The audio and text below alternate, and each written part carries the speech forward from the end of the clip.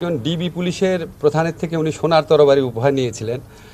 তো আমার তখন খুব অবাক লেগেছিল, ছাত্রলীগের কাছ থেকে চিফ জাস্টিস হওয়ার পর ফুলের শুভেচ্ছা নিয়েছেন।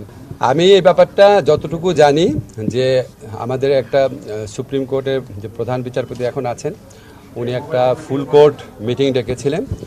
তো এটা আপনার ছাত্র জনতার পক্ষ থেকে আমি একটা স্ট্যাটাস দেখেছি, আসিফ মাহমুদ বলেছে যে এটা কারোর সাথে কনসাল্ট করে নাই উনি, এটা যেভাবে ডেকেছেন এটা মনে করা হচ্ছে যে এটা একটা যে স্বৈরাচারী পরাজিত শক্তি ছিল তাদের পক্ষের একটা মুভ, আমি যতদূর মনে করতে পারি। তো আমি এই ব্যাপারে কমেন্ট করার আগে কয়েকটা কথা বলতে চাই। দেখেন, আমাদের প্রধান বিচারপতি অত্যন্ত শ্রদ্ধেয় উনি, তো ওনারা কিছু ব্যাপারে তো প্রশ্ন ছিল, বিশেষ করে যখন এই আন্দোলনটা হচ্ছে তখন উনি প্রশ্ন করেছিলেন আন্দোলন করে কি রায় পরিবর্তন করা যায় কিনা।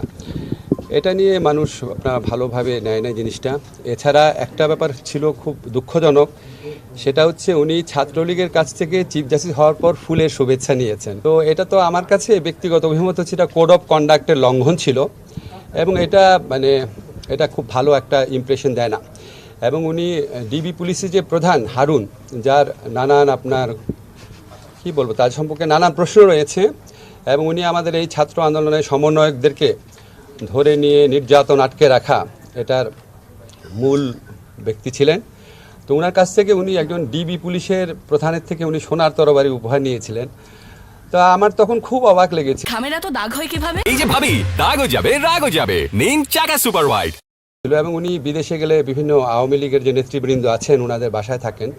তো এইসব কারণে এমনি তো ওনাকে নিয়ে কন্ট্রোভার্সি ছিল।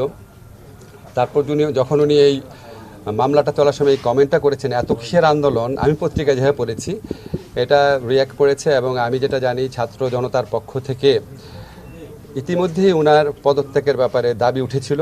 আজকে বোধহয় সেটা আবারও বলা হয়েছে, যেহেতু উনি ফুল কোর্টের মিটিং ডেকেছেন। তো এটা একটা অনভিপ্রেত ঘটনা, এই ধরনের অনভিপ্রেত ঘটনা না ঘটলেই ভালো। আমরা তো মনে করি সুপ্রিম কোর্ট হচ্ছে আমাদের সংবিধান রক্ষণের, মানবাধিকার রক্ষণের জন্য একটা সবচেয়ে বড় প্রতিষ্ঠান। তো এমন কিছু কারোরই করা উচিত না যেখানে ছাত্র জনতার যে গণ আন্দোলন বা গণ অভ্যুত্থান, এটার বিপক্ষে সুপ্রিম কোর্টকে দাঁড় করানোর চেষ্টা কারো করা উচিত না।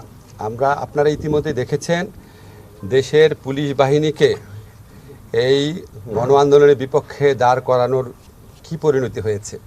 তা আমরা তো এরকম কিছু হোক কখনোই চাবো না।